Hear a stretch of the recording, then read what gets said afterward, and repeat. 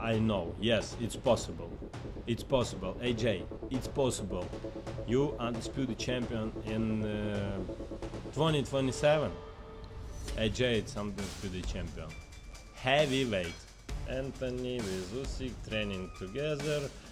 2026-27. Anthony, undisputed champion. Ooh.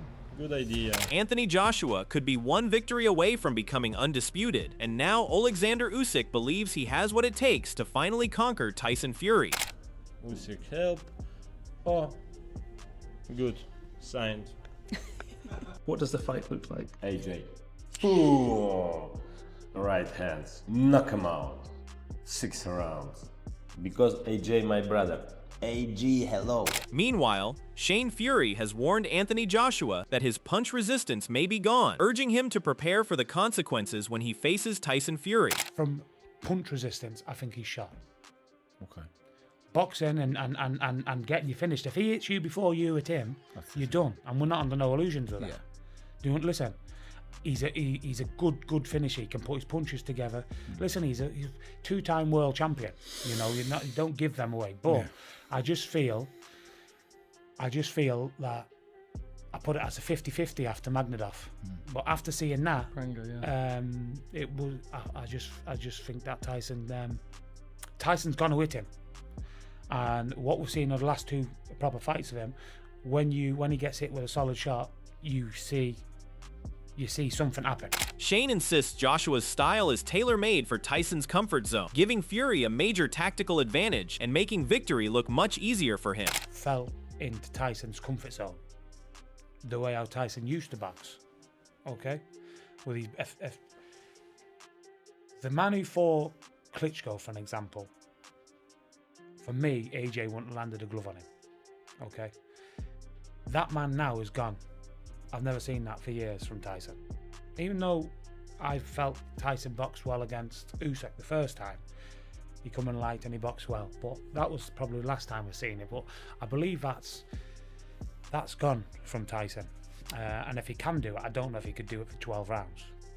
Okay, but we're looking at the stage of... Sharing his thoughts, Tony Bellew insists Fury is no longer the fighter he once was and could bring a completely new level of danger against Joshua.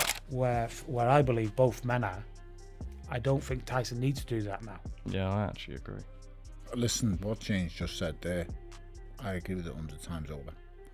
That version of Tyson Fury that got him with Klitschko, the one that can move for 12 rounds, that can nullify it and negate you, no, he's not going to beat him. I agree, and I said this before. And the last comment that I made because I said to him, I don't want to comment no more on Tyson and on AJ and Fury because you don't know if it's happening. I'm sick of it. You don't know which fighter stands where. And I said one thing I will say is, this is the best chance AJ's ever had of beating Tyson Fury right now. Well, yeah. While Usyk believes his guidance could make Joshua better, Billy Joe Saunders disagrees, arguing that this extra confidence may not benefit him when facing Tyson Fury. Built more. But I don't think he's trying to emulate that. I don't think he's gone there for that reason. He's actually said he's not trying to box like Usyk, but he's going in there to get like that military training camp, try and find a little something, just them slight changes that psychologically. AJ's a thinker, as you know. He's one of them. A different little change, and he feels that that's doing right. He's not trying to emulate what he's doing. Well, is it the right thing to do at this stage? Who knows? Maybe not. I don't think it's going to benefit him at all into this fight. Well, it didn't look like it benefited him in the first round. I just don't think it the other day, did it? Do you know what I would do if I was AJ? And, you know, Tyson's different because I know what Tyson's going to do. Stepping into the discussion, Simon Jordan believes Joshua's biggest issue is mental, while Billy explains exactly how he would have prepared for Fury. I would think about getting myself, you know, not training harder, but obviously training smarter, getting yourself in the physical best you can fitness-wise, shut the gloves, bite the gum shield, and have it out. Anthony. But Anthony will always be in the best physical condition, won't he? The issue with Anthony is not about physicality. He always looks... It's the mental approach, isn't it? Yeah, I said on this fight, I agree with everything that anyone really in the boxing trade is saying, that it's probably 5 years too late. Yeah, maybe a bit we more. know that, yeah. We all know that. but you're still going to see the best version of what they are now. Yeah, Because and it levels itself out, right? neither of them are going to give a centimetre in training, knowing that the other one. I think this is going to be a big mental battle. We know Tyson Fury is very mentally strong. We know Anthony Joshua in the past has had his issues and his problems. And Meanwhile, Mike Tyson has offered a striking prediction that could add even more pressure to Anthony Joshua ahead of a potential clash with Fury. Tyson believes Fury's movement, timing, and ring intelligence could create serious problems, forcing Joshua to constantly search for openings that may never come. According to the heavyweight legend, chasing Fury around the ring could ultimately prove impossible for Joshua. Tyson's too elusive. He's not gonna hit him. Listen, we keeping it honest, right? I like Joshua. I like Joshua a lot, right? He don't punch. Maybe he punch harder than what's the other guy? The black guy, Wilder. He doesn't punch faster than Wilder. If he doesn't punch faster than Wilder, he's not gonna touch this guy. And that's just what I see. He punches hard, but he doesn't punch fast. If Tyson Fury can get away from Wilder's fast punches,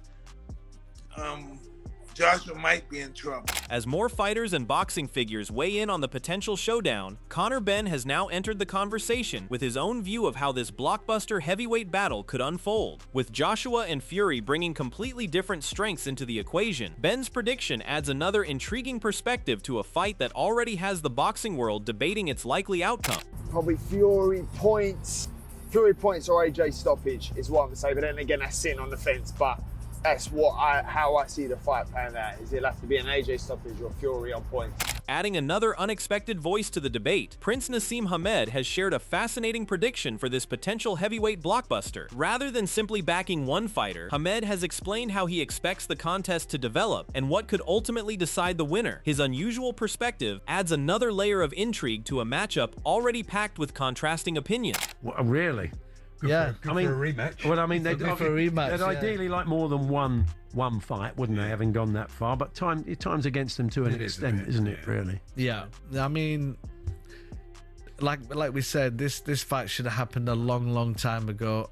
I think that AJ wants one more fight, being Wilder, and then he's ready. Yeah. And I think obviously Tyson's always been Tyson. He's been great for the sport. I mean, I remember what I did and what colour that I brought, but then Tyson came along and just did it as a heavyweight in an unbelievable way. Andy Ruiz Jr., the former heavyweight champion who famously handed Joshua one of the biggest setbacks of his career, has now weighed in on the potential Fury showdown. Despite their history and the damage that night caused Joshua's reputation, Ruiz still believes his former opponent possesses the tools needed to overcome Fury. But the question is, what exactly makes Ruiz so confident in Joshua's chances? They're where they're from, I think that would be a big fight. That fight they've been wanting to make for so many years, and but I think Anthony Joshua, he's strong, man. I think he's gonna, if he fights Tyson Fury pretty soon, I think he has a big chance to win. Yeah, from what you saw with Fury, does Fury have anything left, man? Does he have anything left to be able to beat Anthony Joshua? I mean, I'm pretty sure everybody does. Everybody has something to prove, and the willpower that they have, especially Tyson Fury. But I mean, everybody has a plan until they get hit, just like how Mike Tyson says. But I don't know. I wish I was there, man. I wish they would pick me so I could fight them. You want to get back to that level really bad, huh? Exactly, man. Yeah. But on the other side of the debate, Duke McKenzie has painted a worrying picture of Joshua's current position. He believes repeated defeats have taken a serious toll, both inside and outside the ring. In McKenzie's view, Joshua has not fully regained his old confidence, and another costly mistake could expose the weaknesses that have followed him throughout his recent career. The problems that Joshua has got are way beyond his punch resistance. I think he's got serious mental health problems. I really do. I think what he's been through, you may never get over. He was actually in the car which crashed, which killed 2 of his pals. I think he's still traumatized, not only from that, but I still feel he's traumatized from his very first loss against Andy Ruiz, who knocked him out all them years ago. I don't think he's ever quite got over that, because every time Joshua gets hit on the chin, he falls apart. Now, I think he's at a stage in his career now where, yeah, he is one punch from victory, one punch from disaster.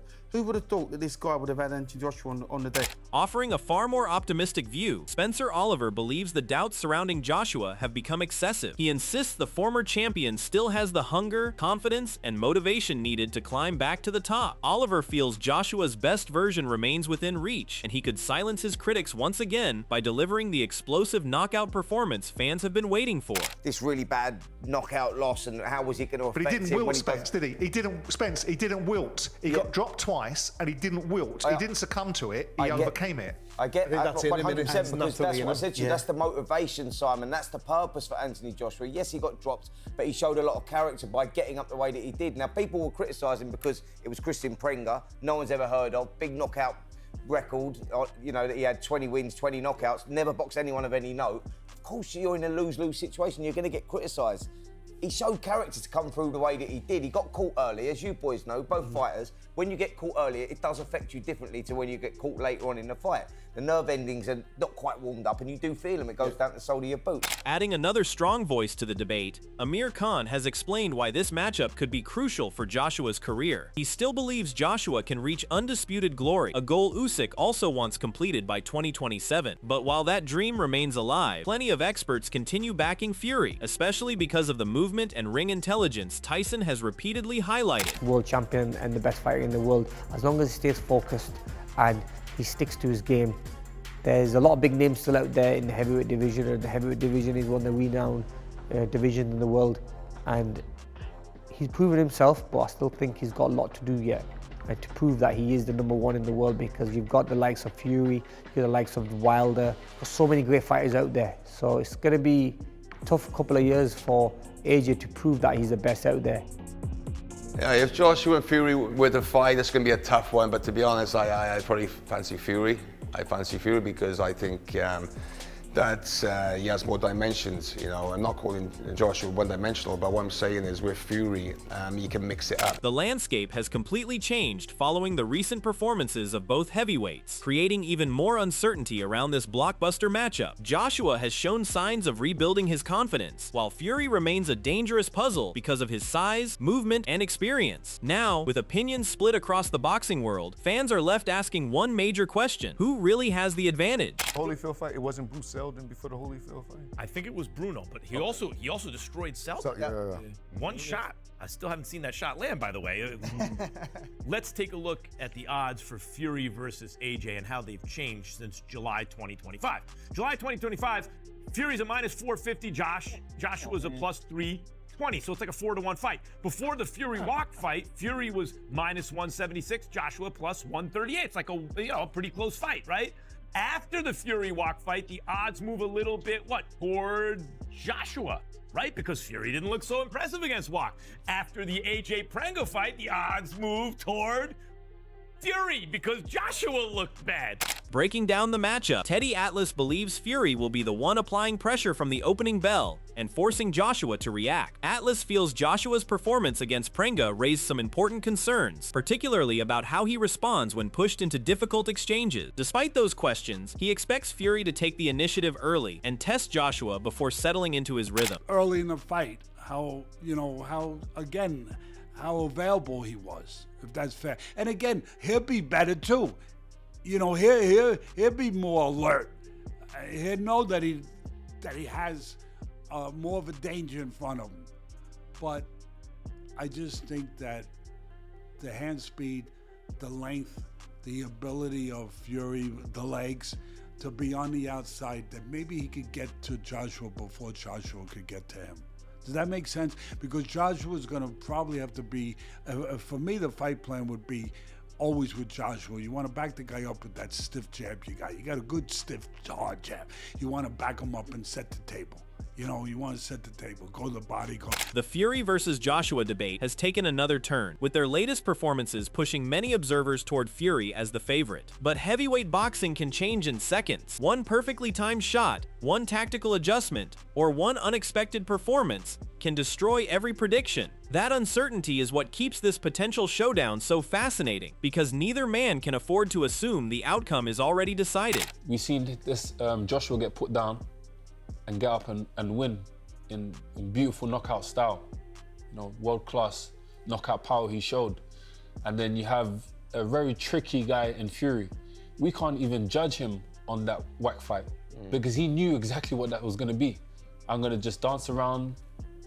I'm probably going to look trash on purpose. We don't know. He's got the ability to do that. But when it's a big fight, when there's a lot on the line, I think this guy turns up. This guy stays in the gym and he really turns up. You've seen it. I think we get two different fighters when they get in the ring, but if you're going off last performances, you're going to have to say Fury's going to start the favourite, going in off that performance because of the vulnerabilities that Anthony Joshua showed. Offering his take on the blockbuster matchup, Chris Eubank Jr. believes Joshua has the more complete arsenal and enough tools to trouble Fury. Eubank recognizes Fury's size, movement, and ring intelligence, but points to Joshua's power, athleticism, and technical skills as key advantages.